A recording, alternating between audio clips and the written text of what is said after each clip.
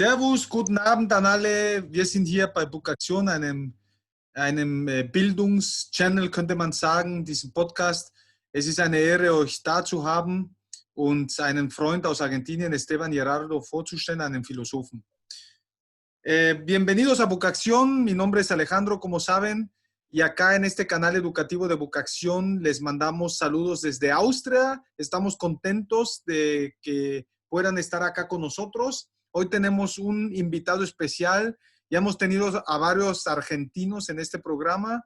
Uno más hoy. Se ve que por allá en Buenos Aires hay mucho cerebro, mucha actividad, mucha inquietud, mucha energía creativa. Y pues Esteban Gerardo es filósofo. Lo conocí en 2016-17 cuando estaba viviendo en Buenos Aires. Y pues tiene tantas interesantes cosas que compartir, actividades como su caminata urbana, pero también recuerdo su análisis de las películas de Black Mirror y mucho más que de hecho no creo que tengamos tanto tiempo para abarcar todos los temas que pudiéramos platicar con él. ¿Qué tal, Esteban? ¿Cómo te encuentras? ¿Cómo estás? Alejandro, ¿qué tal? ¿Cómo estás, Alejandro? Bueno, me presento un poco y si querés empezamos a hablar de la contingencia que nos une a todos en el mundo frente a un temor y una angustia común. Como vos dijiste, bueno, yo en realidad me entiendo más que como filósofo en un sentido técnico, me entiendo como un modesto libre pensador, buscador de ampliación de los horizontes, y en realidad me vinculo mucho más fuerte con el acto creativo, con la escritura, con la literatura, con el arte, pero atravesado por el pensamiento. Es medio difícil definir lo que yo hago porque no me siento identificado con la academia de la cual procedo, y tampoco con una literatura que no esté abierta a la filosofía. Entonces, acá siempre me presento como filósofo, escritor y docente. Eso es una buena presentación, porque la docencia es una actividad bastante central en mi vida, y otras que vos comentaste. Y si querés, empezamos a hablar de esta contingencia que nos envuelve. Con gusto, pero antes me gustaría saber, ya ahí hay un tema interesante, eh, ya que estamos en las tierras del psicoanálisis de Sigmund Freud, ese subconsciente o el tema que mencionaste de no te identificas con la academia, ¿por qué? ¿O qué hay detrás de esa relación? Porque yo procedo, en mi formación universitaria, procedo de la carrera de filosofía de la Universidad de Buenos Aires, donde el modo de aprendizaje de la filosofía supone algunas cuestiones metodológicas y de pensamiento que yo no comparto, cuestiones metodológicas. Es decir, un estudio encerrado en sí mismo de la filosofía, más como filosofía, historia de la filosofía, fuera del contexto, la dinámica más amplia en la cual todo surge, que no es la disciplina separada, la filosofía separada de todo, aislada en sí misma, sino que yo hoy entiendo, te lo digo ahora, pero esto es producto de años por ahí de cambios y de búsquedas, hoy yo entiendo que la cultura es una dinámica que integra todo, entonces metodológicamente estudiar algo por separado, encerrado en sí mismo, yo ya no lo comparto, y eso un poco es lo que a uno le enseñaron, ¿no? Un estudio de la filosofía encerrada en sí misma, sin conexión con la literatura, el arte, la religión, la ciencia, la historia, bueno, ahí me refiero a lo que metodológicamente no comparto. Y tampoco comparto un modo de pensar basado más en la glosa, en la repetición, de ser un traductor ordenado y riguroso del pensamiento de otros. Hoy por hoy uno intenta pensar por cuenta propia, aunque se equivoque o tenga muchas limitaciones. Entonces, uno no comparte la academia en ese primer sentido metodológico. Un estudio de especialización, desconectado de una cultura más vasta, y una mera repetición, una glosa de de la filosofía ya.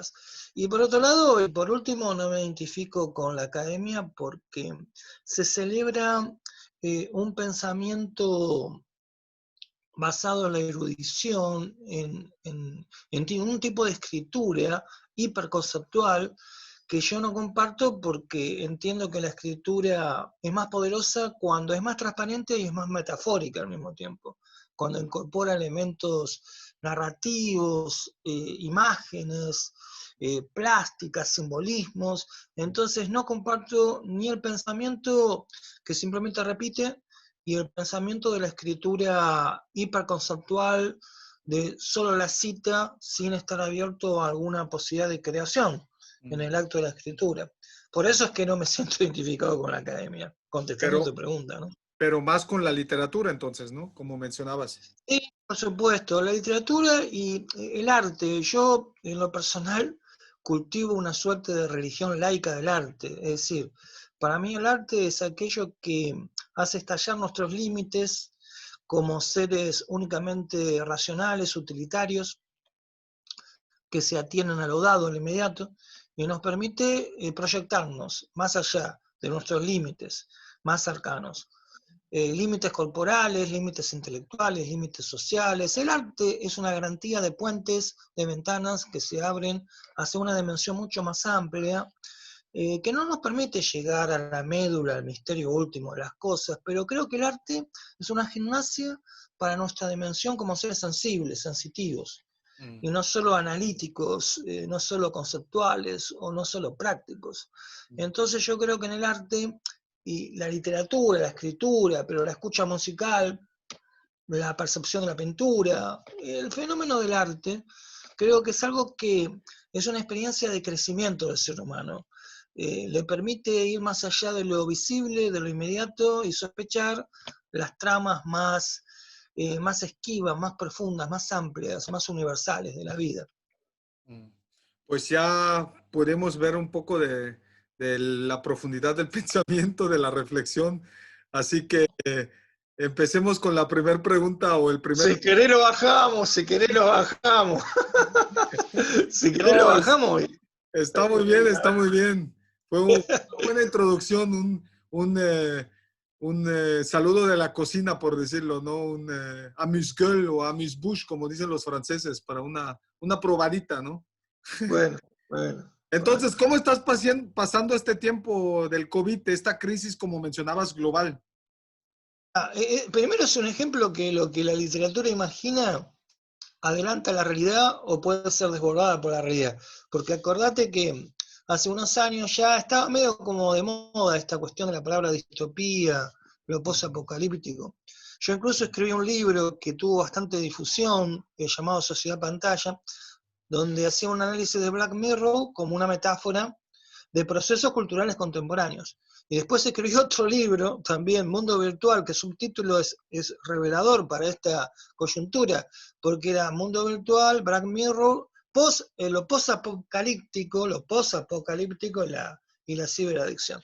Lo posapocalíptico tiene que ver con toda esa escena que series, películas, novelas hicieron popular en cuanto a una proyección de futuro en la cual la civilización colapsa, y volvemos un poco a que lo más importante es la supervivencia y la seguridad, a una existencia más prehistórica, aunque sea entre comillas, y todo eso que parecía imaginación distópica, post-apocalíptica, del ámbito de la cultura popular, del entretenimiento, de la literatura, o de la cinematografía, o de las series, ahora hagamos un salto. El salto de la distopía, de la imaginación literaria, a su encarnación en la realidad cotidiana. Solo que esta distopía que ahora vivimos, yo no la entiendo tampoco como una ratificación de la distopía clásica. Vamos a llamarla distopía clásica, una visión en la cual hay un pesimismo porque en el futuro todo se desmorona, todo colapsa, como está ocurriendo ahora, pero es un colapso de tipo tecnológico. Y en realidad la tecnología funciona plenamente, nos estamos comunicando por esa vía. Y hay un consumo tecnológico de las imágenes en pantallas para informarte, para entretenerte, superior incluso a la situación pre-pandemia. Es decir, no hay colapso, no hay distopía tecnológica. Es una distopía ahora encarnada que es una distopía en el cuerpo. No es una distopía en los artefactos que funcionan más que antes. Es una distopía en el cuerpo, una distopía biológica. Es una distopía que nos hace recordar que nuestra condición de seres corpóreos, biológicos, parte de la naturaleza, que tendemos a olvidar o subestimar o relegar una cuestión de loquitos de Greenpeace o de la ecología. Siempre fue un tema constitutivo de nuestra vida. Existimos por el cuerpo, y a través del cuerpo los virus circulan. Y ahí es donde surge el disturbio, este desquicio, esta distopía biológica, distopía pandémica, distopía corporal. Nos hace recordar que nuestro vínculo con la naturaleza sigue siendo un espectro fundamental de nuestra vida. ¿Crees que, bueno, sé que no eres Nostradamus, sé que No, porque tantas veces se anda citando ahora de que parece que este año fue escrito por Stephen King. Ya hemos tenido varias cosas en el 2020. ¿Cómo va a cambiar nuestra vida después de este COVID? Que se tranquilice todo en las próximas semanas o meses. En el amplio sentido, ¿no? En la política, en la vida día a día. eh, ¿Qué impactos tendrá? Y la otra pregunta sería tal vez, ¿cómo la estás pasando tú? Porque ustedes tienen todavía cuarentena, ¿no? sí, sí, sí, sí. ¿Qué, Mira, qué- si quieres, sí, parto por lo más local. sí, Te describo y compartimos con los amigos y amigas del mundo con los cuales tú te comunicas, si uno también por tu medio se está comunicando, participamos de la situación local primero. Bueno, acá sí, en Argentina la cuarentena ya tiene como un mes y medio, creo, sí, aproximadamente. Es una cuarentena casi total, donde como en casi todas partes del mundo, lo más inmediato es la alteración de nuestra vida cotidiana. El confinamiento, algunas personas lo cumplen a rajatablas, salen solo para comprar comida, o a veces ni siquiera eso, compran por el delivery. Otras personas tienen un criterio un poco más relajado, de por lo menos sacar el perro a la calle o de ir a hacer gimnasia, o alguna caminata recreativa, pero básicamente el confinamiento es lo que domina y hay toda una acción informativa que insiste en la conveniencia de respetar la cuarentena para evitar que el contagio se propague exponencialmente y haga colapsar el sistema sanitario, que es un poco el problema práctico de todo esto, ¿no? Que el sistema sanitario no dé abasto. Esa es una situación quizás muy parecida a buena parte del mundo.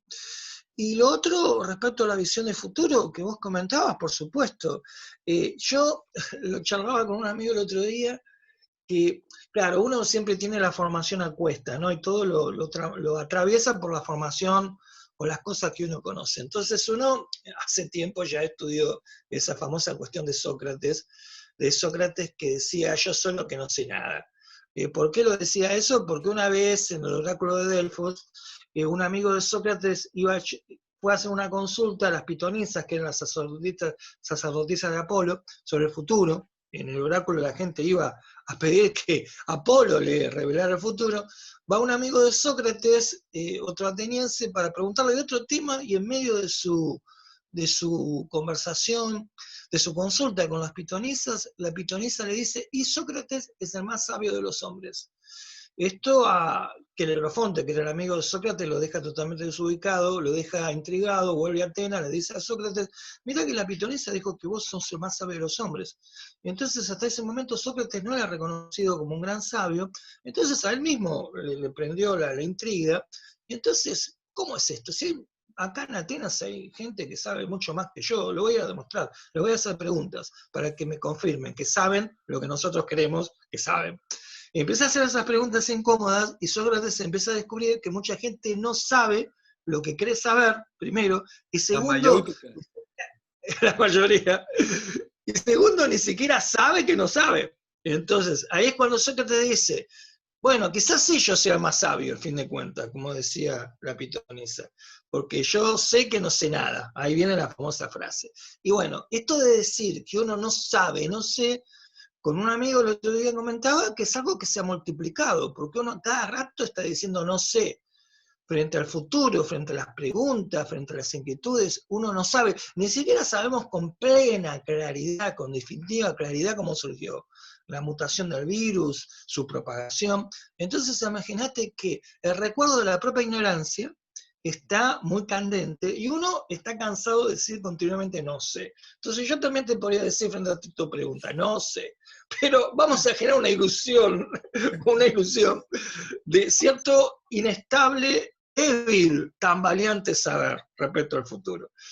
Y obviamente que va a haber cambios. Ahora la pregunta es cuál va a ser el rango, el alcance de esos cambios, porque es como que va surgiendo una utopía que emerge de la desgracia y de la gran pesadilla pandémica. ¿Cuál será esa utopía? Bueno, algunos confían que esto va a hacer reflexionar, va a hacer recapacitar a los poderes en el mundo respecto a lo equivocado de nuestra vida anterior, entonces va a surgir una gran transformación cultural, social, el capitalismo va a colapsar y vamos a reemerger de estos mejores, con más empatía, con más cooperación, con un sentido de mayor amistad, más solidaridad.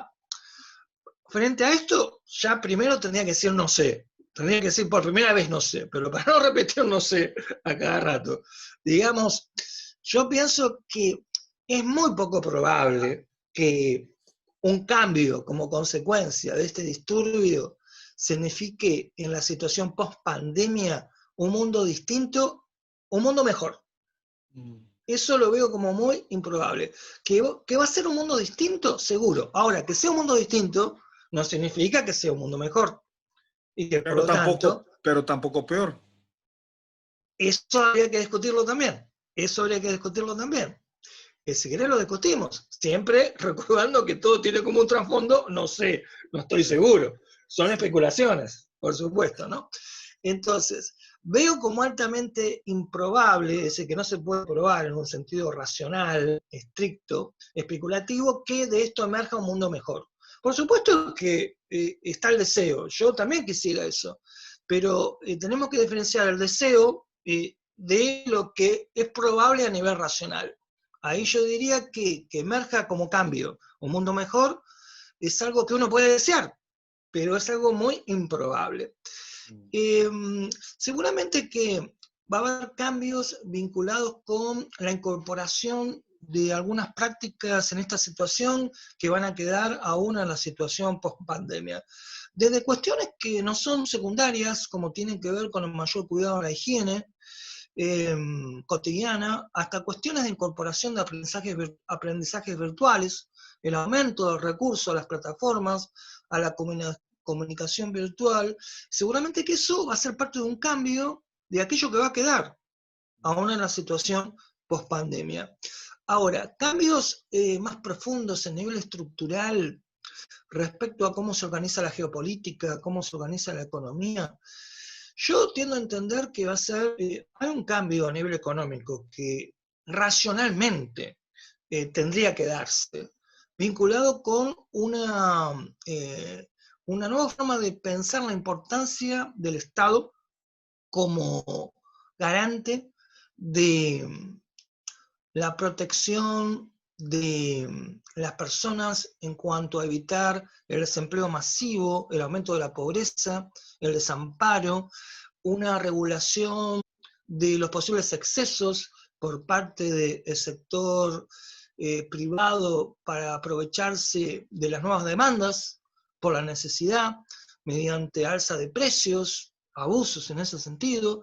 Creo que algo que ya se está dando, pero que tendría que continuar como cambio en la situación post-pandemia, yo diría que es un cambio positivo, es una vigorización del rol del Estado como mediador principal dentro de los conflictos sociales. Es decir, el Estado como garante de la protección del ciudadano sin poder y como aquel que vele por una economía que mantenga una tendencia productiva, pero no solo hacia un consumismo que se agota en sí mismo o favorece ciertos intereses, sino hacia una economía productiva que garantice la renovación del empleo y la protección socioeconómica de las personas. Eso va a ser un desafío.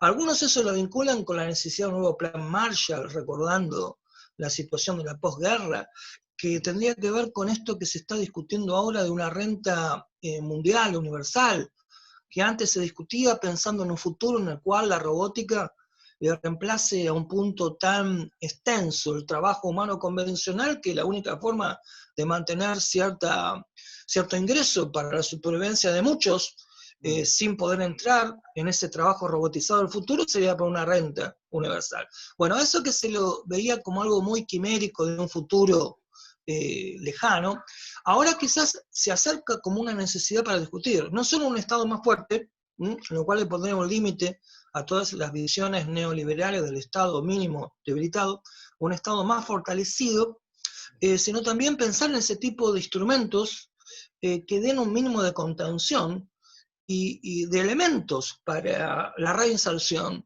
de los millones de personas que ya están desempleadas como consecuencia de una de las tres bombas que están detonando en esta situación. Es como que hay un sonido atronador en nuestros oídos y en nuestra vida aún confinada de tres bombas que explotan conjuntamente. La bomba sanitaria, que se vincula con lo que sabemos, la posibilidad de contagio, la amenaza del virus, y todo el estado de alarma del sistema sanitario mundial. La bomba sanitaria explota paralelamente con la bomba económica, que ya está estallando, y cuyo estallido va a continuar por un tiempo indeterminado, como una reverberancia destructiva, como un eco siniestro en la situación post-pandemia, y la bomba psicológica. Una bomba de la cual uno no escucha tanto hablar, porque incluso a veces hay una cuestión de pudor en no querer admitir que la depresión o el desánimo cobran cada vez más terreno, porque esta es una situación inédita, frente a la cual no solo no tenemos anticuerpos biológicos, sino que no tenemos anticuerpos psicológicos. Entonces, frente a la explosión de las tres bombas conjuntas, la sanitaria, la económica, la psicológica, por supuesto que el mundo post pandemia, y esto creo que sí está fuera de un vaticinio, una profecía improbable, tipo Nostradamus, va a ser distinto. Pero vuelvo con eso que te decía antes, el que sea distinto no significa necesariamente, y lamentablemente, que sea mejor. Y debe ser distinto necesariamente en esa nueva dinámica de los estados, que venían como debilitándose, no solo frente al crecimiento de la lógica empresarial de las multinacionales, sino también por un proceso aún mayor, que es el aumento del poder de las empresas informáticas, como los nuevos lugares de concentración de la riqueza e incluso del poder, si por poder entendemos en el siglo XXI el acceso a la información relevante, estratégica y sensible. De hecho, una de las empresas que está capitalizando más ganancias en esta situación de bomba económica ya en estallido es Amazon. Un ejemplo de una empresa justamente informática que cada vez avanza más a la incorporación de otros rubros. Ya antes de esta situación sabemos que Amazon ya tenía supermercados de autogestión, sin trabajo humano. Entonces, para resumirte un poco la visión de futuro, obviamente que va a ser un mundo distinto. No podemos tener garantía que sea un mundo mejor, pero necesariamente el Estado se tiene que revigorizar y tendría que haber un aumento de la conciencia crítica ciudadana respecto a aquello que nos amenaza como especie. La incorporación en debates, en discusiones políticas en los parlamentos, en ONG, a nivel de los intelectuales, la incorporación de aquello que supone una amenaza para la continuidad de la especie o para su vida normal.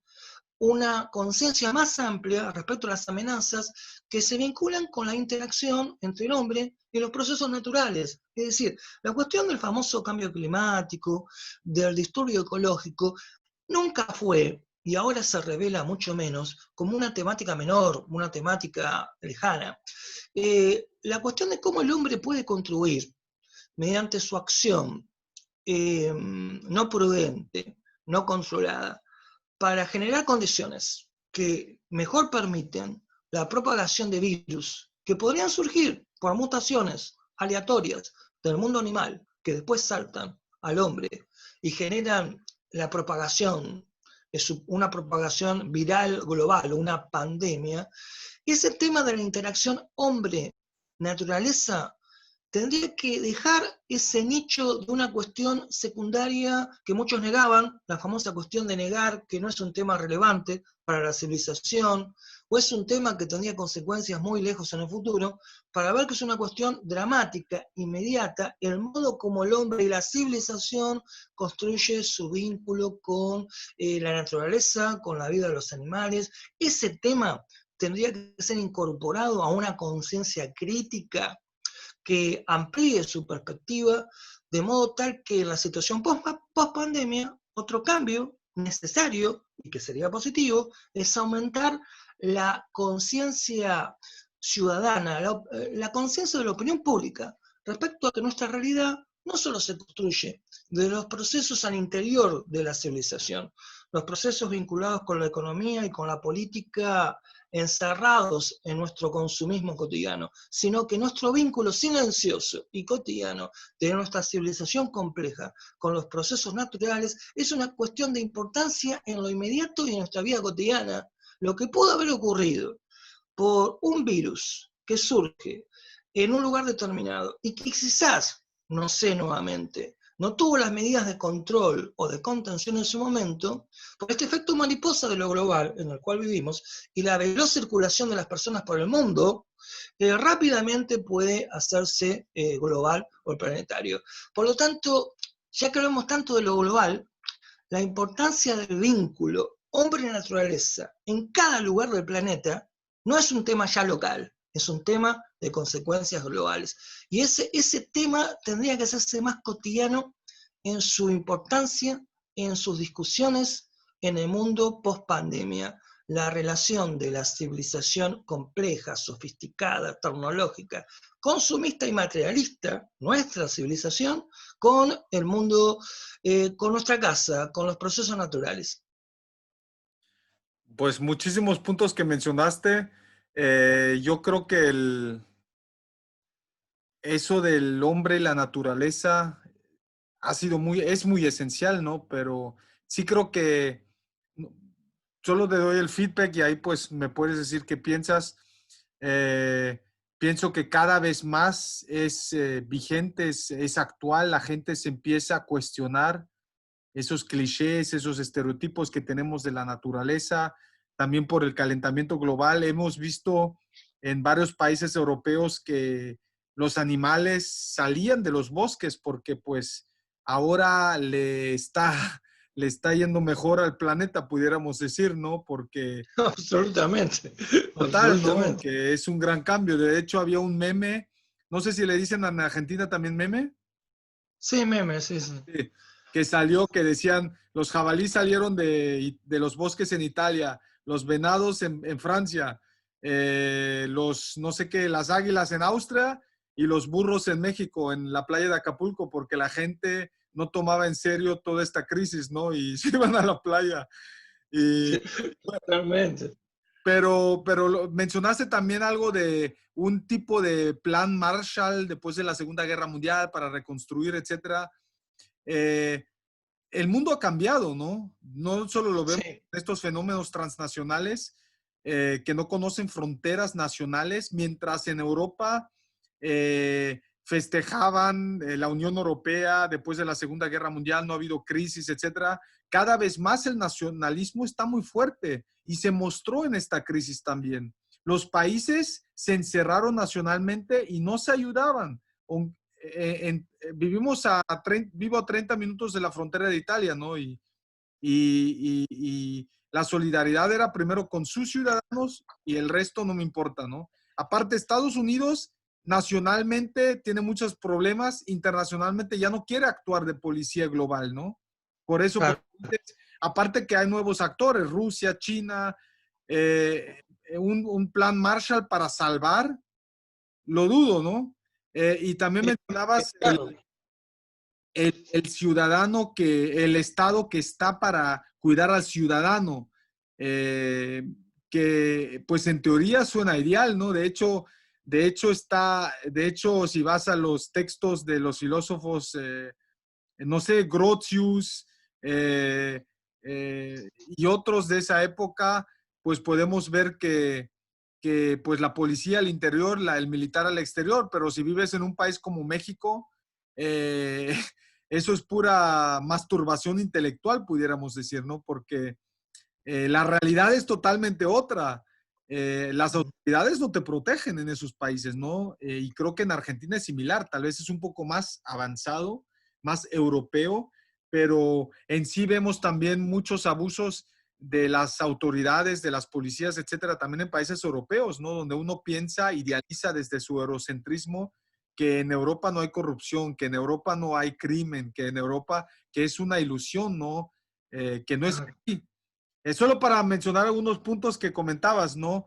No sé qué, porque pues me diste una cátedra y pues solo pensando en ciertos puntos que hice una conexión y que quería mencionar algo, ¿no? Tal vez una footnote, una nota de pie, desde mi parte humilde, mi contribución humilde, pero Bueno, como decía Alfred North Whitehead, ¿no? Pues estamos en los hombros de gigantes, ¿no? Y pues no sé qué piensas de lo que dije o si puedes, si no, pues sí, sí, tú todo lo que sigue. tú dices creo que ratifica justamente por qué uno se abstiene de caer en el deseo de que el mundo post pandemia va a ser mejor.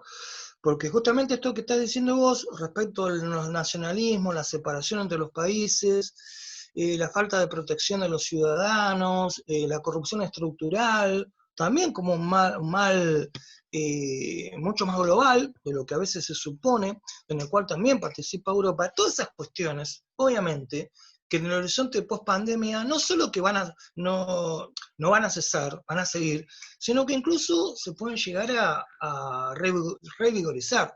Es por eso que ahora tú me des este pie para desplegar más algo que quizás yo no quería tanto desarrollar, que es cuál es el lado más fino, el lado más oculto de por qué uno no puede avalar una visión muy optimista respecto a que esta pesadilla en el mundo post pandemia asegure que va a emerger un mundo nuevo y mejor.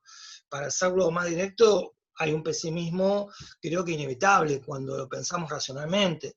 No hay ninguna condición, creo, para proyectar racionalmente que el mundo vaya a asimilar esta lección para superar esos males estructurales. Van a seguir la tendencia, todo lo que vos dijiste, la separación, los nacionalismos, la corrupción, obviamente que eso va a seguir, la codicia, la competencia, la guerra comercial, es decir, pero es cierto que también, pienso, por lo menos, todo eso va a seguir.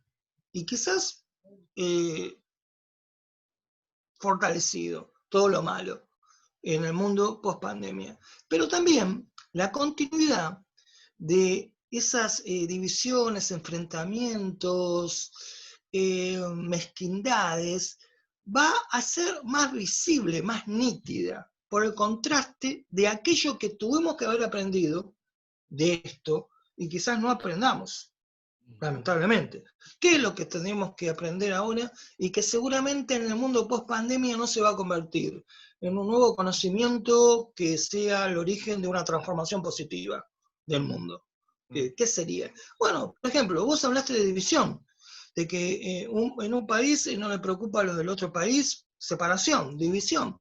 En realidad, el hecho de que este virus tenga un poder global, un poder de amenaza para todos, un alcance global, es algo que nos tendría que llevar a pensar en algo que siempre ha sido, pero que casi nunca pensamos, no solo a nivel de la vida cotidiana o del pragmatismo político o económico, sino que incluso a nivel de los intelectuales. Hay algo que siempre estuvo y ahora está más claro y que no se lo suele pensar, que es la unidad subyacente de la especie. Es decir, si el hecho de que todos podamos contagiarnos, el hecho de que ahora se comparta un hecho inédito, una cuarentena global, es un hecho inédito en la historia, algo que nos une desde la angustia, la cuarentena. El hecho que se comparta desde la angustia y la impotencia, la bomba económica y sus efectos destructivos, está hablando de que todo eso es porque a nivel biológico, a nivel de nuestros cuerpos, hay procesos que nos guste o no, demuestra que somos parte de una unidad colectiva, de una forma de existencia colectiva que es inherente a todos, que es nuestras condiciones biológicas como especie. Ya hace varios años, cuando se descubre la estructura del genoma, se observa que el genoma es básicamente igual en todos los individuos. Y eso es un avance desde la ingeniería, desde la biología celular, irrefutable respecto a los restos de pseudociencia muy extensos en el siglo XIX que hablaban de las razas. La raza definitivamente es un mito.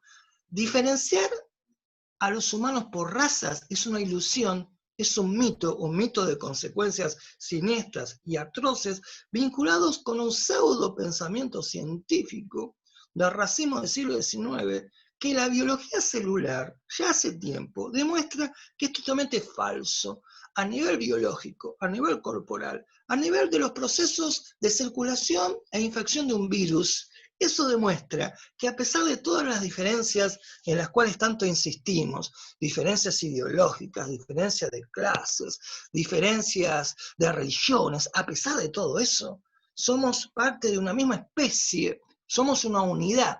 Esto no se lo ve, ahora se lo tenía que ver, tampoco se lo ve en esta perspectiva. Uno sigue y observa muchas reflexiones de intelectuales diversos de Europa y otras partes, donde parecería que esta dimensión, que yo creo que habría que ver, la cuestión de cómo esto señala que efectivamente somos parte de una unidad de vida, la unidad colectiva de la especie, mucho no se lo quiere ver, porque si efectivamente somos una unidad, la negación de esa unidad, si es más visible, tendría que ser más visible en la situación post-pandemia, lo regresivo, que es no ver nuestra unidad inherente. El hecho de que la humanidad tendría que pensarse como un proyecto común, compartido de desarrollo y progreso, y no solo desarrollo y progreso para ciertos sectores en desmedro de otros. Por lo tanto, seguramente que la división real, el enfrentamiento en el mundo post-pandemia va a ser igual o peor. Por eso yo te decía que suponer que de esto va a emerger un mundo nuevo, en un sentido profundo, estructural, es un buen deseo que uno comparte, pero que no se lo puede probar, es improbable a nivel racional. Pero sí, va a ser más claro el contraste, el grosero, el áspero contraste entre un mundo que va a perseverar en la división y el enfrentamiento, cuando esta experiencia colectiva nos tendría que hacer reflexionar sobre el hecho que más allá de esas visiones de nuestras supuestas grandes diferencias que existen, en el fondo somos parte de una misma forma de vida, somos parte de una especie. Eso es una lección para pensar. Lamentablemente no va a ser suficiente para ningún tipo de cambio estructural y real profundo en el mundo post-pandemia. Aunque uno podría tener diciendo, también, no sé, aunque en este caso creo que es bastante seguro que no va a haber ese tipo de cambios estructurales, lamentablemente, ¿no? Pero ¿cómo le dices eso a tanta gente en cantidad que cuestiona que somos una especie, que cree en esas categorías anticuadas de racismo, pero también ideológicas, religión? Richard Dawkins, Christopher Hitchens escribieron mucho sobre eso, ¿no? La desilusión de God, el fanatismo, que creen que los dinosaurios no existieron, que todo está como está en la Biblia. Y no solo me refiero a la crítica musulmana o islámica, sino también en el cristianismo o en el judaísmo. Tenemos muchos grandes ejemplos y grandes cantidades de personas. Esa sería una pregunta. Y la segunda sería, ¿qué lecciones a nivel macro, a nivel sociedad, países, pero también a nivel individual, qué lecciones necesitaríamos o pudiéramos sacar de este evento, de esta crisis, para vivir y poder, sobre todo, no solo esperar que exista un cambio, sino si es que crees en el efecto que podemos transformar la realidad, que podamos también participar en nuestra vida en un...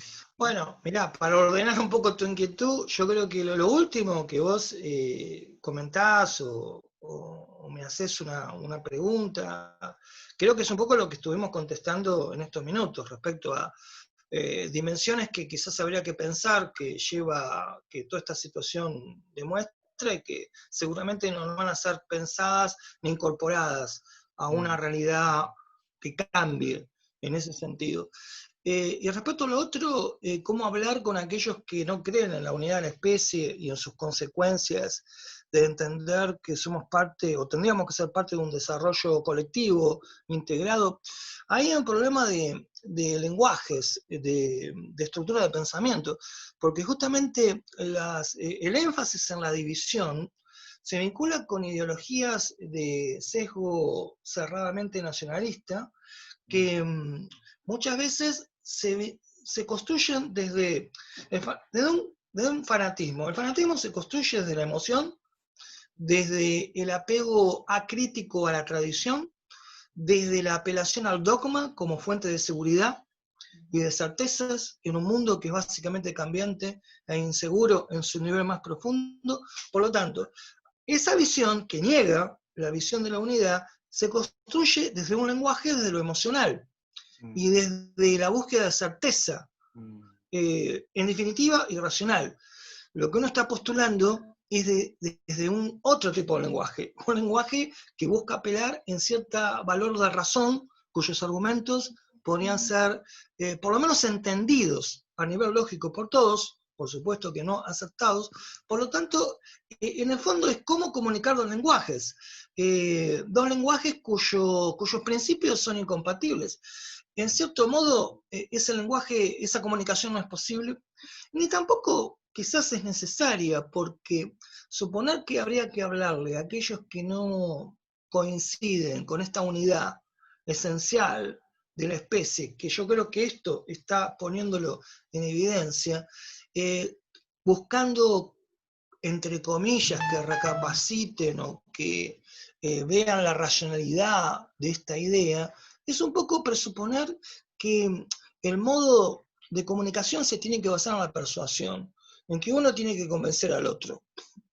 Yo, a nivel personal, a ese tipo de comunicación renuncié hace mucho, haciendo un acto de conciencia y de autocrítica respecto a cierta formación que uno recibió en sus orígenes en la facultad, donde justamente se nos formaba para suponer que teníamos elementos dialécticos, racionales, muy contundentes para poder refutar a cualquiera y convencer de la idea que nosotros creíamos que era conveniente. Ese paradigma de persuasión yo no lo comparto, es una forma de continuación del enfrentamiento por otras vías, y yo soy partidario del libre pensamiento, de la diversidad, por lo tanto, directamente no hablaría a aquellos que tienen una visión distinta, respetando su diferencia y también a su derecho de no interesarse por acercarse a la propia posición. Pero disculpa, no querer imponer, no querer convencer, eso lo entiendo. Es tolerante, por decirlo así, en un cierto sentido amplio, pero hay ciertos temas, hay ciertas sociedades, situaciones donde simplemente por una ideología, por un fanatismo, tomamos el ejemplo de sociedades en, no sé qué, en Arabia Saudita o donde existe circuncisión genital de mujeres o donde existe la lapidación y si la mayoría lo vive y argumentan que es su tradición y yo voy y me quiero comunicar pues apoyar, no, tampoco, también se dio un cierto poscolonialismo y para allá y querer decir esto es la verdad y lo que ustedes hacen es mal, pero yo creo que sí hay un límite, ¿no? Porque si imagínate que la mayoría está en la posición de Trump, que siguen todo con el calentamiento global, que nos llevan a la extinción, por decirlo, ¿no? No solo de las otras especies, sino de nosotros mismos. Entonces, debe haber una forma tal vez mayéutica como Sócrates de no imponer, obvio, ¿no? Pero decide cuestionar, entrar en un diálogo con el otro pues, no digo que uno tiene la verdad o que uno No, entiendo lo que dices, mismo, ¿no? pero Pero para cuestionar, para crecer juntos, ¿no? claro, claro. No, pero entiendo. Yo creo una cosa es suponer que uno está obligado a generar canales de diálogo con un interlocutor que quizás no quiere dialogar. Creo que Exacto. ahí, si no hay voluntad de diálogo, imponer un diálogo es como contradictorio, porque el verdadero No, diálogo supone. sí, pero no es la única opción imponer, ¿no? Por ejemplo, tomar Bueno, a un afroamericano y alguien de critical, de los white supremacists, supremistas sí, blancos, creo, sí. ¿no? Los- Él ni entraría en un debate, dice, tú eres un negro. claro, claro, por Es decir, supuesto. ¿cómo le A hacemos? eso me refiero, por supuesto. Ahí no es posible ningún diálogo. Ahora, eso es distinto a el compromiso por tratar de aumentar el campo de argumentos racionales que tienen un valor por su adecuarse a la realidad, por su pensar de la realidad, que es un aporte para mejor iluminar lo que pueden ser las contradicciones y los comportamientos irracionales que ponen en riesgo la libertad, la seguridad o un proyecto más fecundo de desarrollo colectivo. Es decir, no hay que confundir el hecho de saber que el diálogo no es posible, en algunos casos, y no tiene sentido insistir con eso, no hay que confundirlo con resignar el compromiso, la responsabilidad de aumentar el campo de argumentos Mm, fundados en la razón para defender ciertas posturas. mm, mm. Es decir, obviamente que esto último sí yo lo comparto. El hecho de tratar de pensar con más argumentos para mejor fundamentar las propias posturas. Ahora, eso a resguardo de no pretender obligar a nadie a escuchar o aceptar ese camino argumental. Por lo tanto, no se niegan uno al otro. La imposibilidad de diálogo no impide la continuidad de la argumentación como propuesta, por parte de una actitud propia, de una propuesta personal. Y eso es un poco lo que yo modestamente busqué hacer en los libros que publiqué recientemente, que buscan extender un campo de argumentación o de interés o de elaboraciones que está abierto a aquellos que le pueden interesar y generar algún tipo de efecto y apertura de inquietudes, ¿no?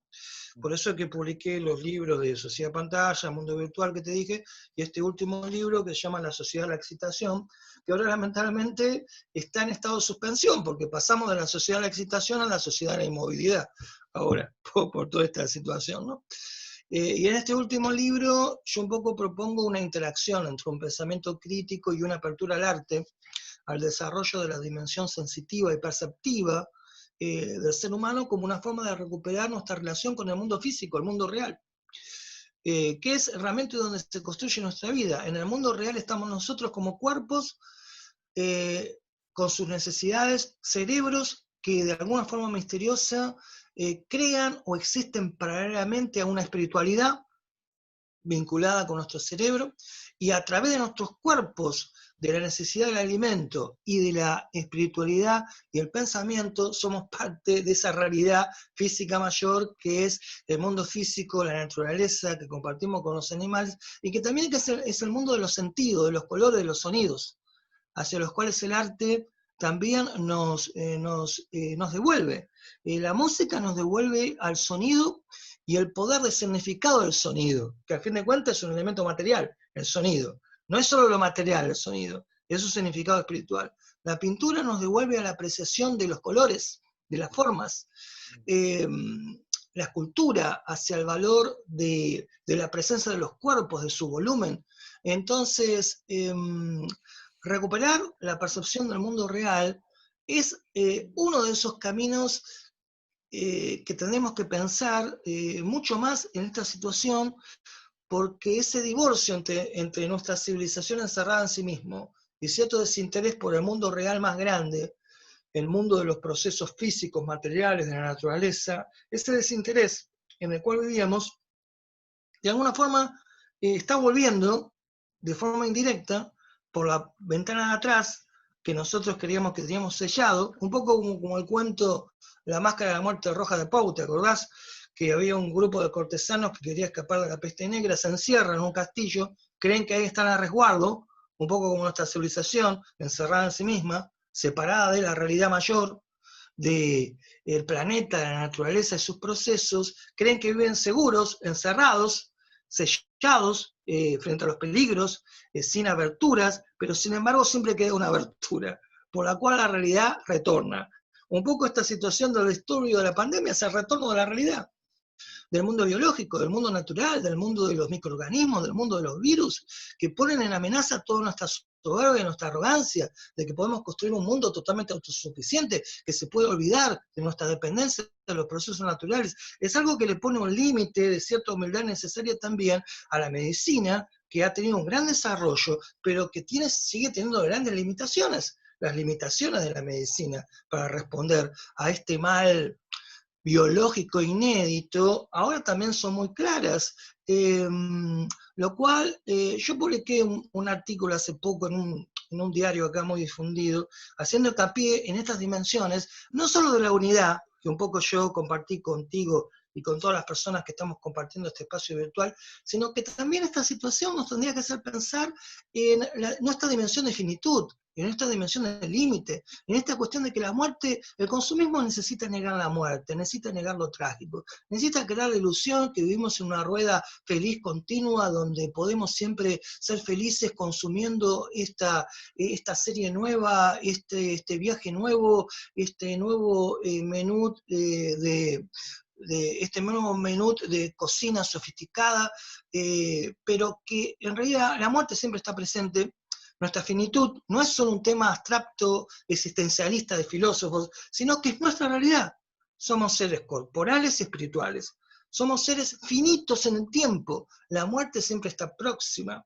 Todo esto es desagradable, claro, no es alegre como hablar del último éxito de Brad Pitt, yo entiendo, pero son dimensiones de nuestra realidad, que ahora tenemos que pensar, porque habíamos cerrado toda la puerta, habíamos cerrado todo el castillo, como en el cuarto de La muerte de la máscara roja de Poe, y por la puerta de atrás una abertura que da libre, esa realidad que queríamos negar vuelve. Es un poco algo que tiene que ver también con los freudianos, con lo que vos decías, con Buenos Aires acá como una ciudad capital mundial de psicoanálisis.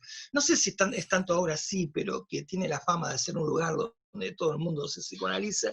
¿Y qué decía Freud respecto al síntoma? El síntoma es el retorno de lo reprimido.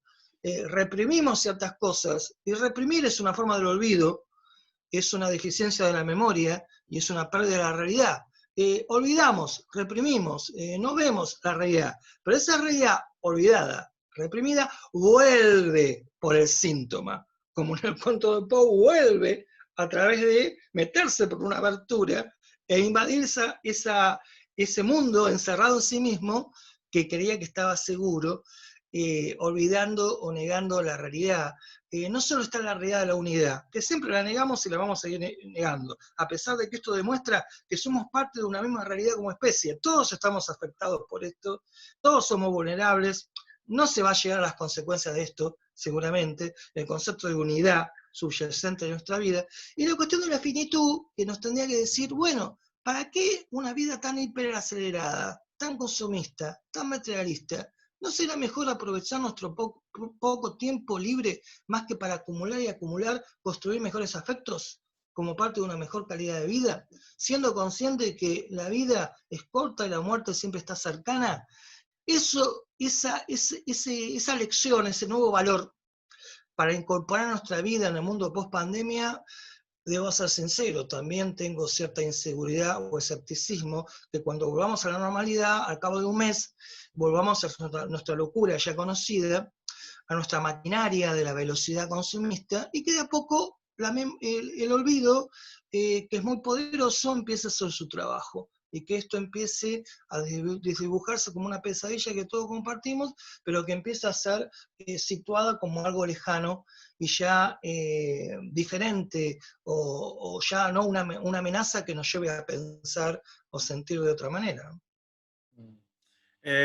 Muchas preguntas acerca de la muerte, que mencionabas que siempre está presente en tu relación personal. ¿Cómo llevas ese aspecto? Después mencionaste el consumir, constantemente estamos consumiendo. Me acuerdo en tu análisis en el libro sobre Black Mirror. Sí. Veo muchos libros detrás de ti. Claro que hay ciertas formas de consumir, pero ¿en qué estás tú? ¿De qué te estás nutriendo ahora? Viviendo tu día a día. Y lo No, otro que mencionaste es que eran tantos pensamientos.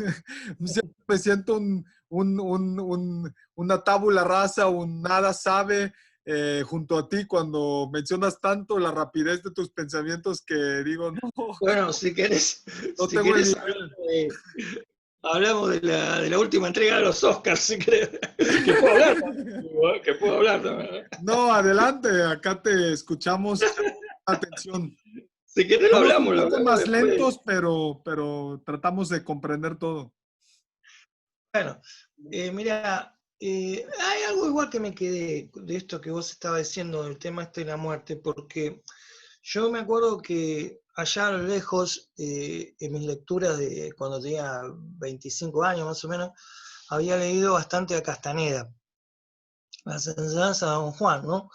Sí. Y una lectura que uno la tiene incorporada, porque fíjate que el tiempo pasa, pero cuando uno incorpora, vos fíjate, hace parte del cuerpo de uno, incorpora una nueva lectura, es como que es parte de tu cuerpo, de la memoria, y aunque pasen 20 años, vos volvés al recuerdo y podés hablar de eso como si lo hubieras leído casi hace poco tiempo, ¿no? Entonces, la enseñanza de Don Juan, que es una de las lecturas que uno tiene incorporada, en ese sentido, me hacen acordar y relacionar esta cuestión de saber la proximidad continua de la muerte a eso que era una enseñanza de Don Juan, creo que en Relato de Poder o Un viaje extraño, donde era muy importante en el aprendizaje del Nahual ser consciente de la cercanía de la muerte, que la muerte siempre está a un lado, nunca está lejos, o está en el futuro, esperándonos en un punto lejano, sino que siempre está al lado, es una compañera que siempre está al lado. Entonces, saber que la muerte siempre está cercana no es algo depresivo, todo lo contrario. Es algo que te hace vivir con más intensidad el carpe diem, de ese que hablaba Horacio, el poeta latino Horacio, que está asociado a los poetas muertos. Aprovechar el tiempo del día, porque la muerte está como compañera y siempre está cercana, ¿no? Y otra cosa es que siempre me había fascinado a Castaneda, hay muchas cosas, ¿no? Incluso llegué a dar un curso acá en su momento, acá en Buenos Aires, sobre Castaneda, ¿no? Que no voy a ahondar en eso ahora, pero otra cosa que me había fascinado mucho, eso era en Fuego Interior, me acuerdo, en una de las lecciones de Fuego Interior, que es uno de los últimos libros de Castaneda, en el cual el aprendizaje del Nahual, en este caso, que era lo que le enseñaba Don Juan a Castaneda, necesitaba siempre un pinche tirano, como le llamaba. Es decir, alguien que te lleve a situaciones de humillación o situaciones en las cuales vos te das cuenta que no sos tan poderoso y tan seguro.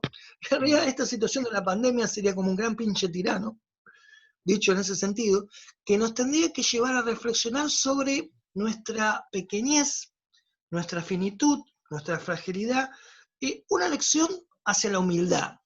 Pasar por situaciones cada tanto, por supuesto quizás no como esta, pero pasar situaciones cada tanto que te lleven a algo que te hace sentir que sos totalmente incapaz para enfrentarla, o que tenés que bajarte del caballo, acá como decimos, no sé si está muy común esta expresión, bajarse del caballo o bajarse de la soberbia, experiencias que te llevan a una necesaria humildad, a ser consciente de tus límites, son muy poderosas.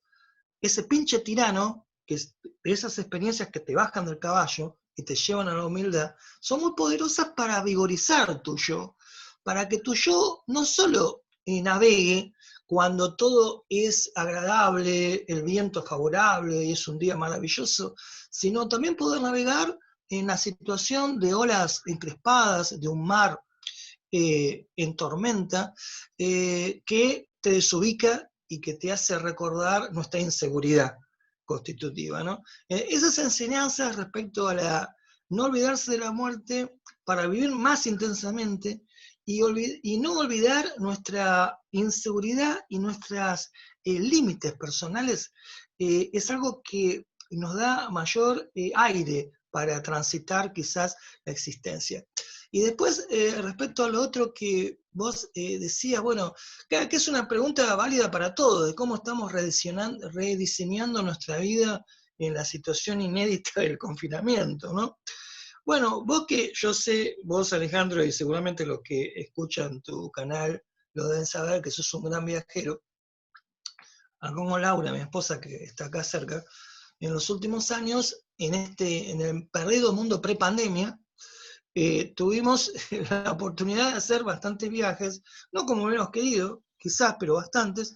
Y entonces, además de seguir escribiendo ensayos vinculados con un libro que estoy escribiendo, con otros que quiero empezar a hacer, una novela que estoy dándole una última lectura, y artículos que me piden o que para algunas publicaciones, estoy ahora empezando a escribir también crónicas de viaje, y es algo que me está resultando muy atractivo. Escribí en este tiempo una crónica sobre Edimburgo, otra sobre Florencia, otra sobre Venecia, otra sobre Cracovia, otra sobre Atenas.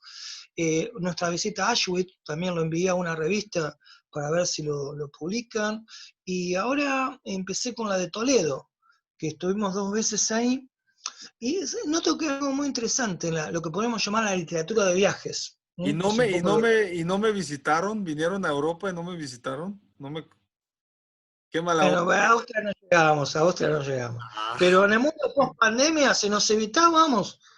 con gusto.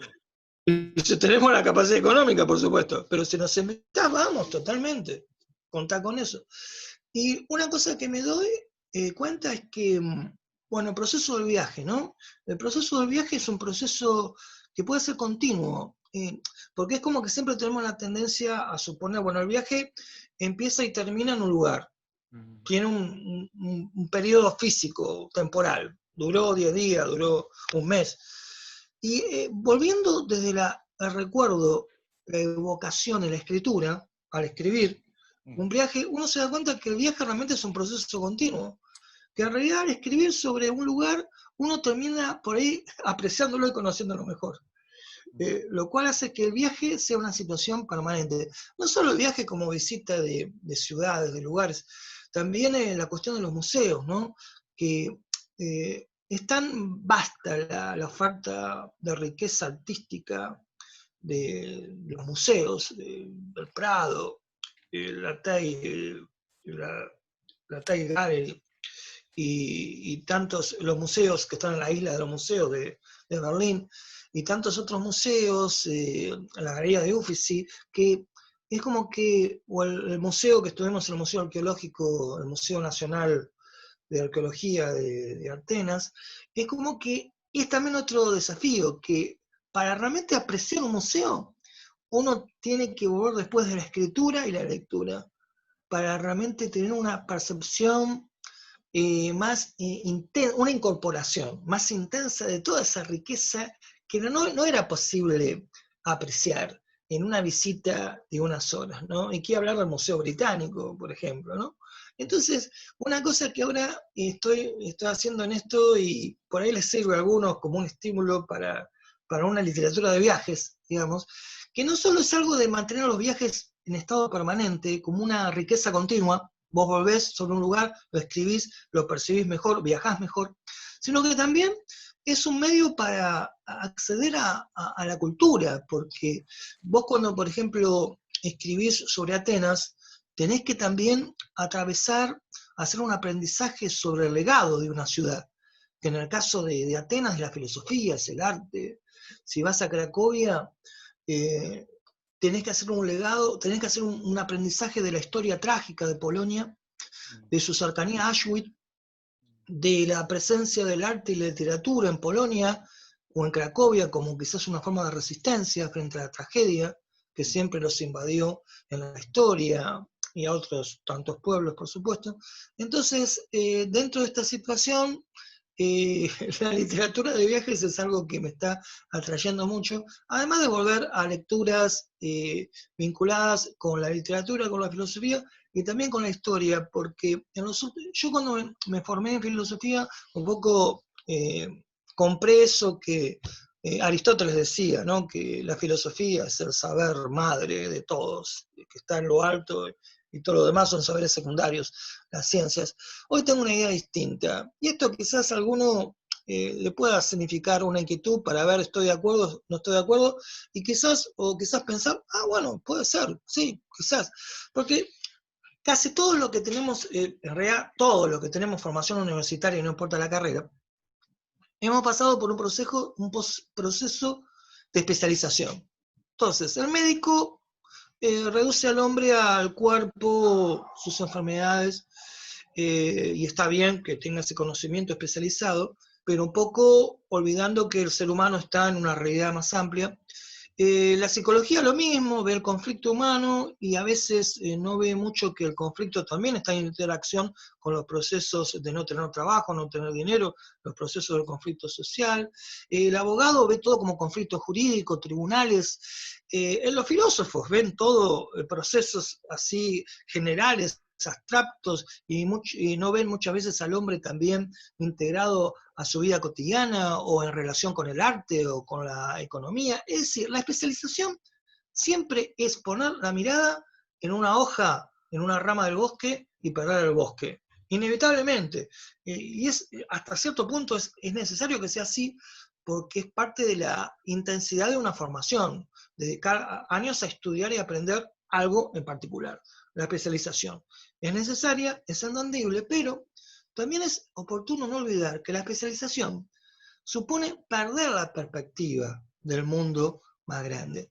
Entonces, yo creo que una forma de recuperar, a nivel de un aprendizaje cultural, esa perspectiva más amplia, es darse cuenta que junto a tu especialización en medicina, en psicología, en economía, en geografía, en musicología, en filosofía, lo que sea, forma parte del aprendizaje, un aprendizaje cultural generoso, intenso, vivaz, en movimiento, extenderse a la cultura como gran protagonista, la historia cultural.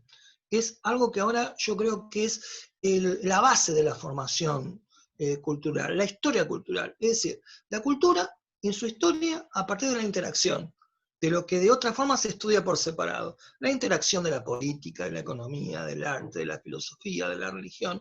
Entonces, la madre del saber ahora yo creo que es más esa perspectiva de la historia cultural, de la cual todo procede, incluyendo la filosofía, y dando algunas variables para entender por qué en ciertas épocas la mente, cada época histórica es como una mente distinta, ¿no?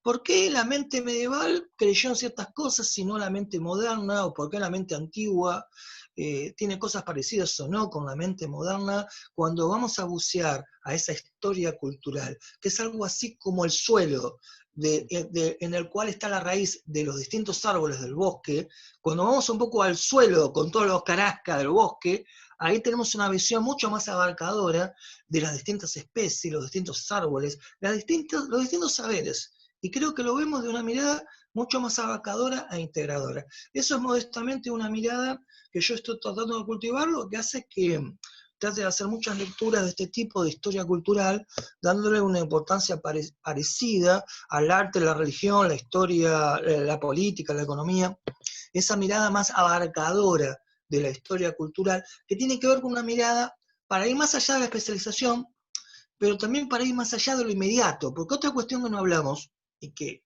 en mi entender es otro rasgo de nuestra mentalidad, que no va a cambiar por esta cuestión de la pandemia, que es nuestro modo de vivir muy anclado en lo inmediato, la actualidad, que por supuesto es esencial, pero que un poco explica cierto desinterés que yo observo incluso como docente hace ya algunas décadas respecto al estudio de la historia. Es decir, justamente la historia es ir más allá de lo inmediato.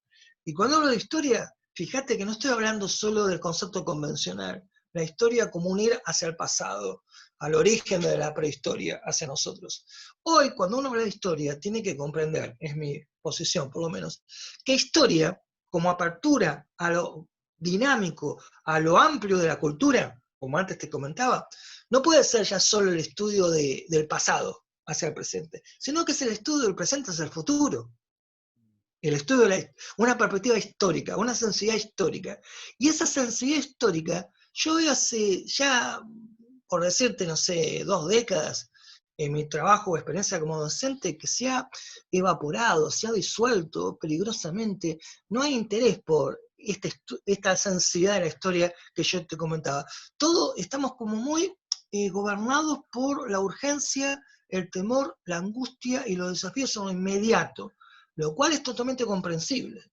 Pero uno que intenta aportar algo de reflexión, creo que me gustaría también aportar que está nuestra vida en lo inmediato y en lo local, porque nuestra vida se construye de lo que me pasa a mí en este momento local, que es una partecita del mundo en este momento. Vivimos en lo local, en lo inmediato, pero la vida no se da solo en lo inmediato y lo local. Pertenecemos siempre a una realidad mucho más grande, y no me refiero solo a la realidad global, me refiero a lo universal, una realidad universal en la cual estamos nosotros, mi aldea, este momento, lo inmediato, lo local, y está el planeta, y el planeta dentro del sistema solar, y el sistema solar dentro de la Vía Láctea, eso que proponía Joyce en el retrato de un joven adolescente, que una de las lecciones en ese colegio jesuítico de Stephen, ¿cómo era el nombre de Stephen?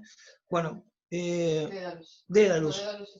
No me acuerdo el nombre del personaje el retrato del artista adolescente. Dédalus, ¿no? Stefan, bueno, que en una lección él escribía, mientras que el profesor no sé qué estaba hablando, él escribía, bueno, Dublín, Irlanda, Europa, planeta Tierra, sistema solar, es decir, a eso me refiero. Una perspectiva que por supuesto que vivimos en lo inmediato y lo local, eso es parte de nuestra existencia, pero también es cierto, y esto lo demuestra plenamente, que siempre vivimos dentro de tramas más grandes, en una realidad mucho más mayor que nos supera. Entonces, esa visión de la historia, que se abraza toda la cultura, del pasado y del futuro, y la interacción del hombre con la naturaleza, es la mirada de amplitud que por lo menos yo trato de cultivar, y la que más me enciende, y la que más me inspira, y que hace que no pierda interés en seguir leyendo, buscando esa amplitud, que siempre es muy pequeña, porque la amplitud que uno puede llegar a comprender es muy minúscula, lamentablemente, ¿no? Aunque la tuya sí sea mucho más grande que la de la mayoría de nosotros, pero por lo menos intentamos también ampliarla un poco. Te quería preguntar, surgen te pudiera escuchar, ya sabes, horas y horas y horas, espero que no sea la última ocasión. Tendría 2 preguntas. Mencionaste Aristóteles cuando empezaste a estudiar filosofía y mencionaste que cambió tu concepción.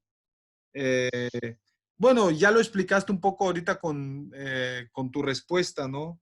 Y también mencionabas primero a Carlos Castañeda como una lectura que asimilaste y que pareciera que lo leíste hace una semana, hace un mes, ¿no?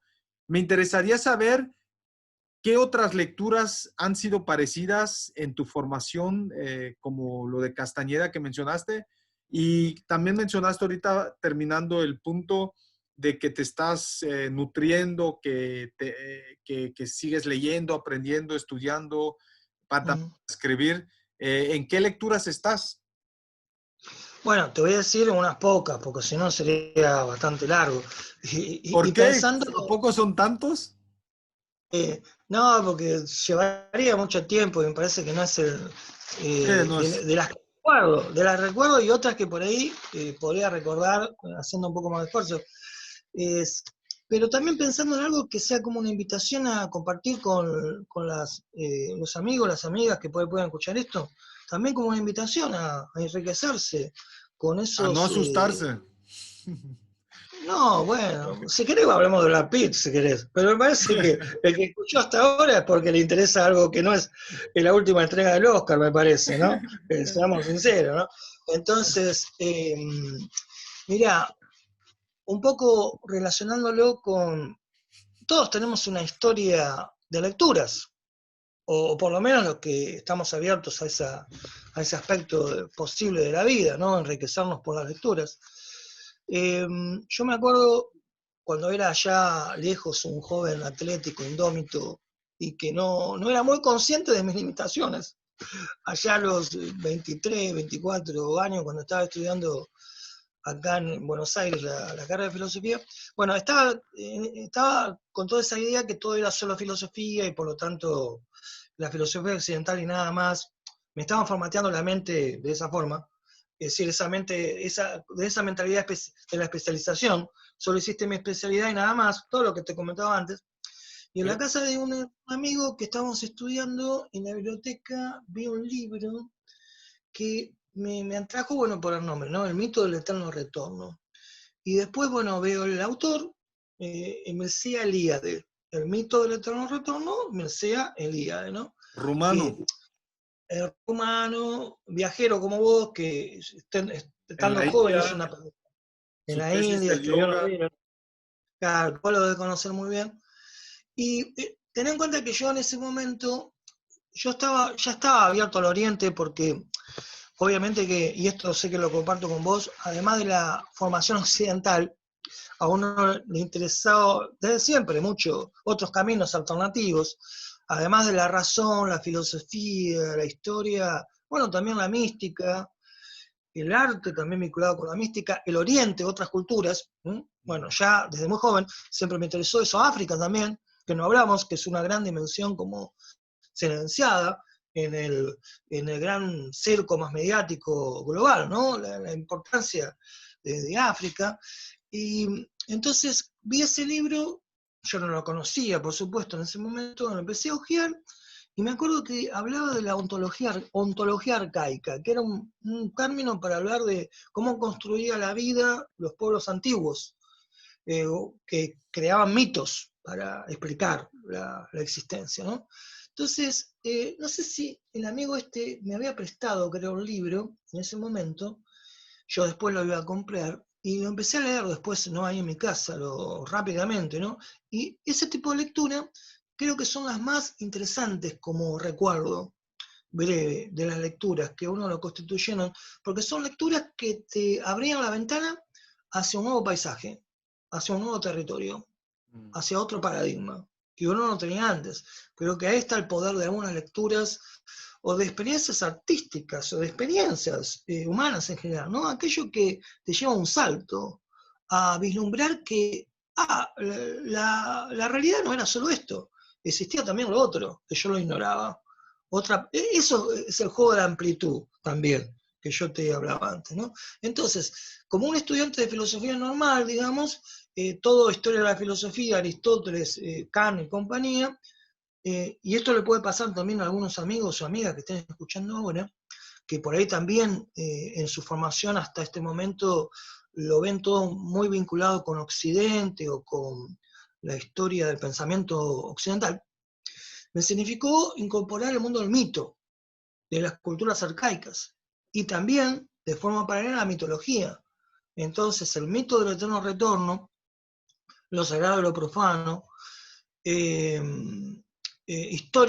manual de la historia de las religiones, herreros y alquimistas, fueron libros del mismo autor, de Mircea Eliade, que significaron algo importante en cuanto a abrir a otro paradigma. En ese sentido, eso también lo continué con la lectura del Héroe de las Mil Caras y La Máscara del Dios, de Joseph Campbell, que en algún momento fue muy importante en uno para fortalecer ese salto a ese otro paisaje vinculado con el mito, la imaginación mitológica, el simbolismo, como otra forma de construir la realidad. A nivel de lo literario, también en algún momento, por supuesto yo lo conocía de antes, pero en cierto momento surgió, yo es que hace tiempo que escribo muchos ensayos vinculados con autores, con literatura y con cine, compré El Hombre Ilustrado de Bradbury. Bueno, entonces lo que conocía como muchos más era la Crónica Marcianas, que en realidad lo había leído, pero no me había satisfecho del todo como supuestamente lo tenía que hacer.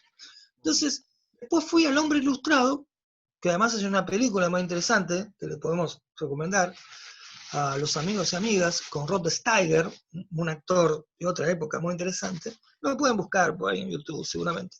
Entonces empecé a leer El Hombre Ilustrado y me quedó fascinado. Y Bradbury fue otra de esas lecturas que te abren la ventana hacia paisajes mucho más amplios, porque era llevar la mente por la imaginación hacia una realidad más grande, en la cual la civilización se traslada a Marte, y desde Marte hace una crítica cultural, hace una crítica de nuestra propia realidad, que es cercana, quizás más eficaz que describiendo directamente nuestros males. Por lo tanto, esa dimensión, ese encuentro con Bradbury también me fue muy poderoso. Shakespeare, uno lo conoce desde adolescente, Shakespeare, pero en cierto momento leí algunas cosas sobre distintas caras de Shakespeare y una de ellas tenía que ver con la influencia del pensamiento de la magia, el pensamiento de la filosofía hermética, que une alquimia con astrología, el pensamiento mágico, que es una cara del Renacimiento, en los comienzos de la modernidad, que muchas veces no se lo estudia porque siempre te dicen el Renacimiento es solo Galileo, Newton. Bueno, ¿volvemos a Brad Pitt? ¿Hablamos de Brad Pitt o sigo? No, Sigo. Sí, mucha gente que le interesa esto. Si vamos a seguir con Brad Pitt, ya aportemos una cosa distinta. Entonces, cuando leí ese aspecto de Shakespeare, bueno, pero ¿dónde está eso? Y hablaba que eso se presentaba en La Tempestad.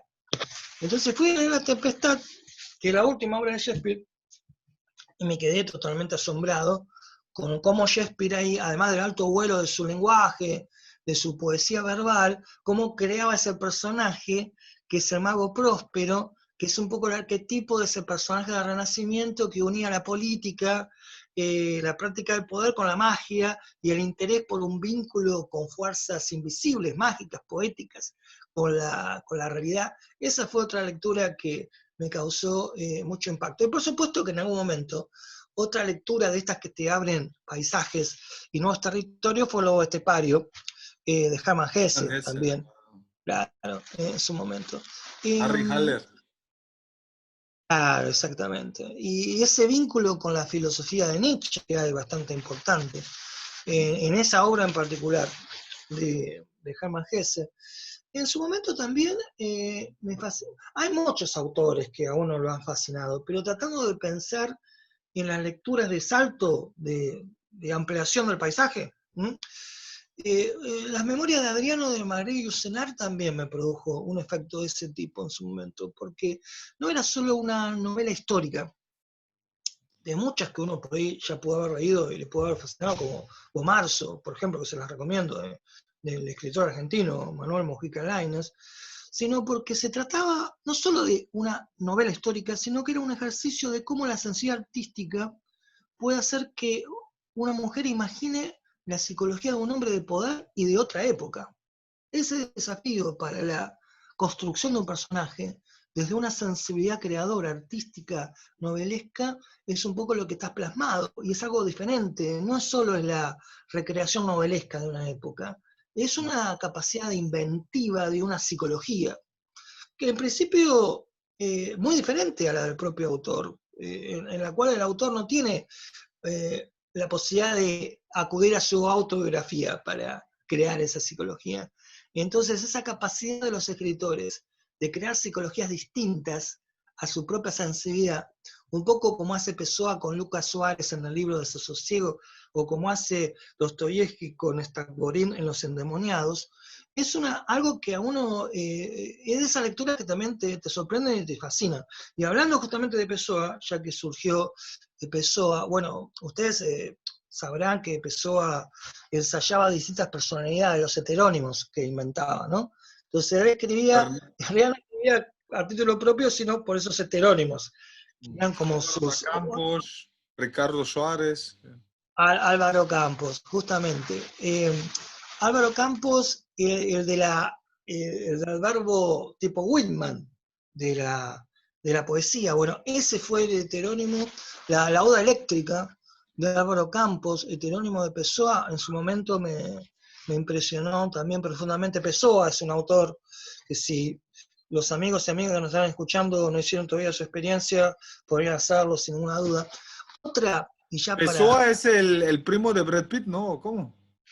No exactamente. Aunque podríamos inventar un guión en el cual Brad Pitt descubre que tiene uno de sus antepasados portugueses a la cual pertenecía Pessoa, y entonces Brad Pitt viaja a Lisboa y hace un viaje de mensaje cultural por Lisboa. Entonces, Para hacerlo ¿por qué más no? conocido. Pero podemos integrar todo. Justamente, esto me hace pensar que otra lectura que en su momento me pegó mucho como salto a otro paisaje fue Apocalípticos e Integrados de Humberto Eco, donde justamente él hace algo que es demoler ese prejuicio, que yo no lo tengo para nada, que es separar la cultura de élite de la cultura popular. Por el contrario, yo creo que, y eso es un gran aporte de Humberto Eco, ¿no?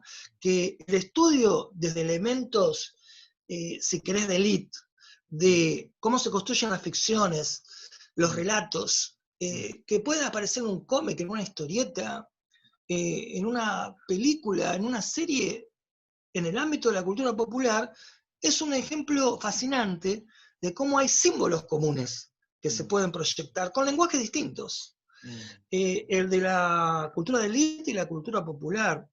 El análisis que hizo Humberto Eco de la historieta de Superman, que te lleva a estudiar mitos arquetípicos y a caminos hondos de la cultura occidental. Es un ejemplo, hay muchas películas que te llevan a pensar. Star Wars, perdóname que me desvío un poquito, pero vos dijiste que nos dejáramos llevar por el devenir de lo que iba surgiendo. Vos acordate que Joseph Campbell le dio un curso de mitología en un rancho de George Lucas en Texas sobre mitología. Y entonces ahí George Lucas se puso en conocimiento de algo que, se los digo breve, que vos estudiás cuando estudiás mitología, que es un estudio de culturas comparadas también. Hay algo que tiene que ver con lo que se llama el maná, pero no el maná bíblico, sino el maná que los jesuitas, cuando llegaron a la Polinesia, encontraron que los nativos creían una fuerza invisible que estaba en todas partes. Y a eso le dieron nombre de maná, que no hay que confundirlo con el maná bíblico, ¿no? O Entonces, con es el como Grupo que... Musical de México, perdón. O el grupo musical, exactamente. Tampoco habría que confundirlo.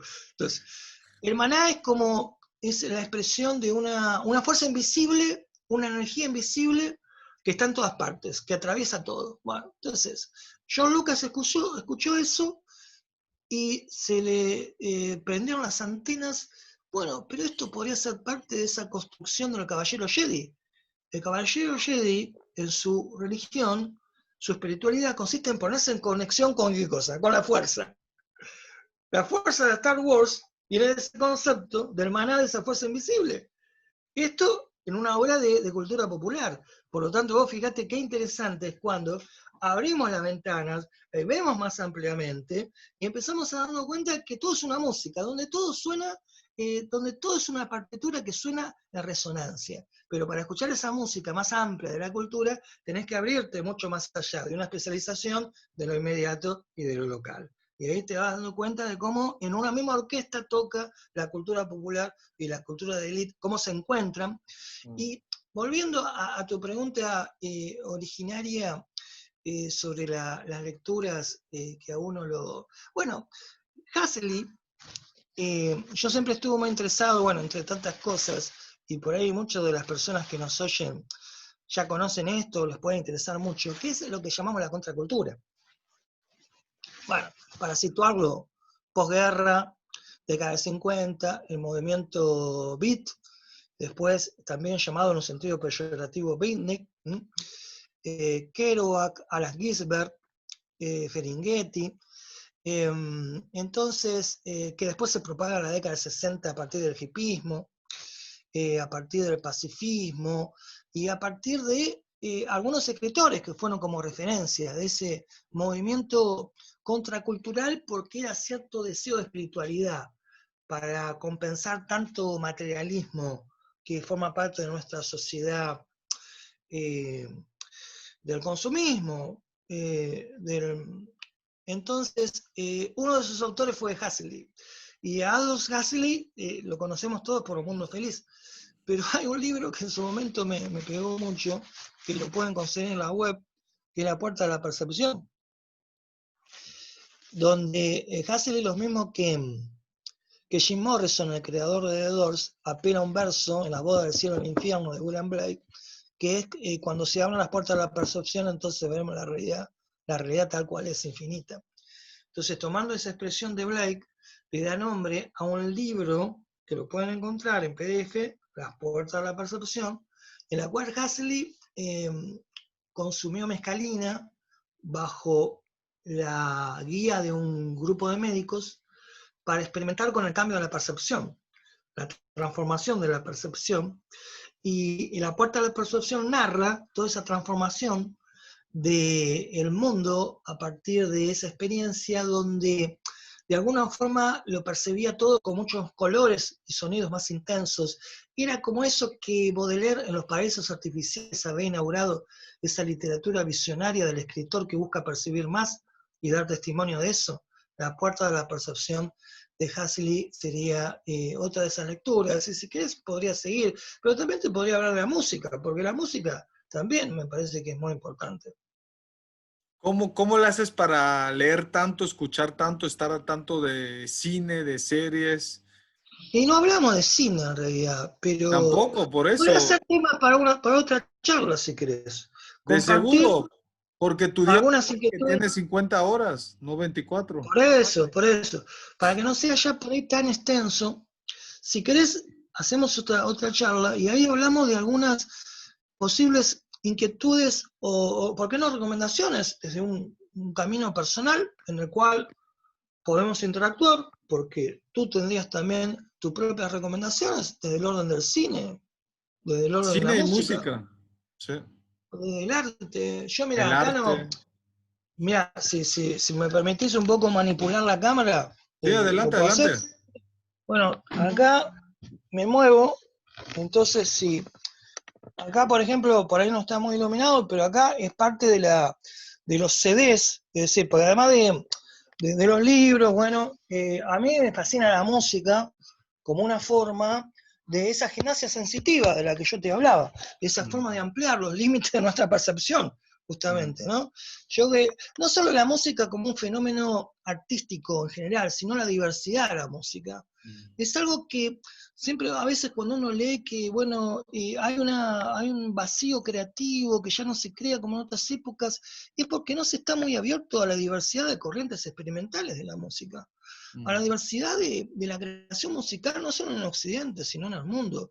Hay una intensa creatividad musical y una búsqueda por el sonido, digamos, de un sonido experimental o de vanguardia, de otra forma de percepción de la realidad, justamente, ¿no? O una ampliación de la percepción de la realidad. Eso, si querés, yo podría pensar algunas recomendaciones de mi lado en particular, e incluso seleccionar algunos CD, y en base a eso podríamos hacer otra charla hablando particularmente de eso, si querés. Porque quizás sea algo muy interesante para que muchas personas que por tu mediación y tu iniciativa escuchan estos contenidos o estos encuentros con personas distintas del mundo, para modestamente dar algo que los pueda abrir ventanas. De eso se trata. Por ejemplo, mucha música que yo escucho es porque alguien previamente me abrió una ventana y me mostró, mirá que está esto para escuchar, que de otra manera pasa también con la literatura, por supuesto, o con los libros, sin alguien que a veces te abra esa ventana y te diga, mirá que abriendo esta ventana está este nuevo jardín, este nuevo territorio, que por ahí uno no sabía, uno agradece mucho ese tipo de recomendaciones, terminás con una mirada mucho más amplia a partir del estímulo de la lectura y también de la percepción artística de la pintura, por ejemplo, y de la escucha musical. Genial, así lo hacemos.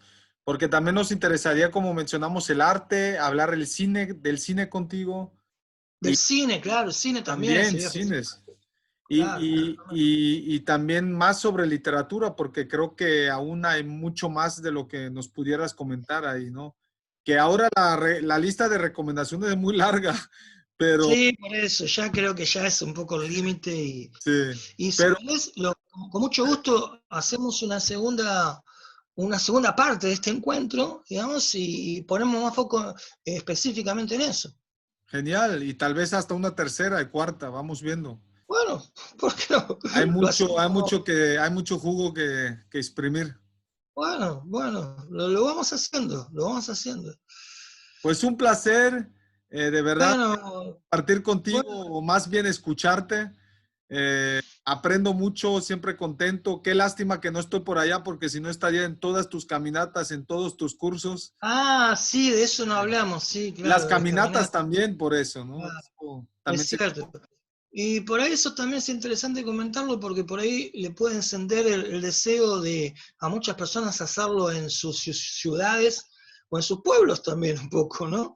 Por ahí si querés en el próximo encuentro podemos empezar con eso, ¿qué es esto de las caminatas? Que no es una guía por la ciudad, una guía de turismo, sino que es otro tipo de propuesta, porque puede que es una forma distinta de relacionarse con la ciudad y de llegar también a la historia, a cuestiones sociales o artísticas por el impacto del paisaje urbano, Mm, y que por ahí también puede ser algo que puede ser compartido y movilizar alguna inquietud de otras mm, personas en otras partes también, ¿no? De este mundo que por esta tecnología de la comunicación, ¿te acordás que Maya McLuhan ya decía, ya por la década del 70 o del 80, la aldea global? ¿Te acordás la aldea global de Maya McLuhan? Bueno, mm. esto es como un ejemplo de la aldea global. Vos estás en Austria, yo estoy acá en Buenos Aires. Las personas que van a escuchar esto en un mapa están en lugares dispersos por el planeta, pero de alguna forma todos estamos acá. Sí. Entonces esto es una plasmación de que el mundo es muy grande y al mismo tiempo es muy chico, gracias a ese aspecto que es siempre propositivo y siempre para celebrar del avance tecnológico que es la tecnología de las comunicaciones. Total, total, genial. Quería decir algo más, se me olvidó. Era de, mencionaste, sí, las caminatas. Fíjate que viví como 25 años en este pueblo donde estoy, dos Ajá. de mi vida, por decir más o menos, y a 1,5 kilómetros hay unas ruinas de un castillo medieval que fue construido por los Habsburgos por 1250 después de que llegaron de Suiza, y su eje fue por 1500 con Maximiliano. Y hermoso, te voy a mandar una foto. Bueno. Nunca fui, un sitio hermoso, y el domingo por primera vez, aunque estaba tan cerca, y eso que ya sabes que soy muy inquieto también viajando, no solo en el extranjero, sino en mi propio, bueno, aquí en Austria donde estoy viviendo, y por eso que mencionabas con las caminatas, ¿no? También hay tanto que descubrir en nuestro propio pueblo, hogar, formas de ver diferente la arquitectura, la ciudad, su contexto social, la historia, ¿no? Así que creo que también va a ser algo muy enriquecedor.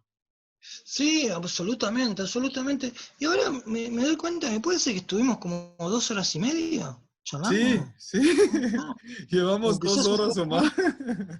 o más todavía, pero bueno, es decir que Pues, se dio entonces, pues así, espontáneamente. te dije explicando que normalmente son de 1 hora, lo máximo fue como 1 hora 45 minutos, y ahorita pues ganaste el récord. Sin buscarlo, sin pretenderlo.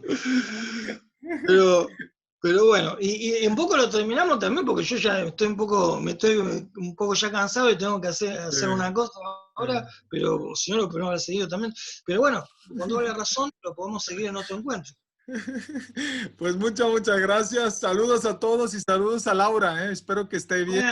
Bueno, Estamos acá en Laura los contacto. saludo a todos. Acá Laura. Ay, Ay. bebé. Genial. Anda leyendo. Está leyendo, ¿qué está leyendo? Stoner. Stoner. La Stoner, nueva, la nueva la novela novela de Stoner. Brad Pitt, ¿o cómo? No es exactamente. Aunque quién sabe, por ahí le gusta. John Williams. Stoner de John Williams. Stoner de John Wow. Williams. Una novela que podemos decir que es clásica, ¿no? Sí, Hoy por hoy, clásica. ¿no? Genial. Pues nos vamos a enlazar otra vez. Eh, Bueno, pues, ya saben, cuando vengan para acá a Austria, Europa, repórtense, ¿eh? pero queda grabado además. Queda grabado. Así que ahora ya no te puedes decir totalmente. Si el mundo post pandemia lo permite, Sí, es cierto, es cierto. Totalmente lo tenemos en cuenta totalmente la invitación. Y sabes que también sería una muy buena idea, ya que estás mencionando o que mencionamos los viajes, porque mencionamos, podemos hablar acerca de literatura, de cine, etcétera, hablar de ciertos países o de ciertas ciudades como tema. Decimos, Sería muy interesante, vamos a sí. Atenas y pues sí, Atenas, Florencia, lo que quieras, ¿no? Sería muy interesante también. Sí, sí, sí, seguro, Tienes seguro, mucho que totalmente, compartir. totalmente. Genial. Pues muchas gracias otra vez a los dos Bueno, y también a los gatos hermosos que tienen por ahí. sí, por ahí podés traer uno para que lo empiecen a conocer, porque tenemos dos como, nosotros yo le digo a Laura que somos una familia paleolítica, somos dos humanos y dos animales en un plano de igualdad. Viste que en el paleolítico estaba el animismo, hombres y animales en un plano de igualdad. Bueno, acá es más o menos así. Hermoso, sí. El baile, este es uno de los espíritus que vive con nosotros, acá, baile. Está dormido. Y por ahí la próxima le presentamos al otro. El negrito. Genial. Al otro ser que está ahí durmiendo, está durmiendo allá en la habitación. Agarré el Súper. primero. Bueno, Bueno, bueno. pues Bueno, Esteban, muchas Alejandro, un gracias otra gusto. vez. Un gusto, fue muy grato platicar contigo. Es muy bueno lo que estás haciendo. Que sepan que eres un gran viajero, un gran buscador, alguien muy inquieto, políglota, de muchos intereses, inquietudes, cultura. Y bueno, te agradezco, te mando un saludo y bueno, la seguimos en el próximo encuentro. Y un saludo a todos los amigos y amigas que te escuchan, que siguen tus caminos, tus contenidos y tus propuestas. Lo seguimos entonces en el próximo encuentro. Genial. Un saludo de un aprendiz eterno de Esteban Gerardo. Bueno, bueno, uno es un aprendiz continuamente, todo el tiempo también. Que seamos Bueno, todos aprendices, de tú eso se eres mi trata. maestro, tú eres mi maestro. Bueno, bueno. Chao, chao, Alejandro. Hasta luego. Chao.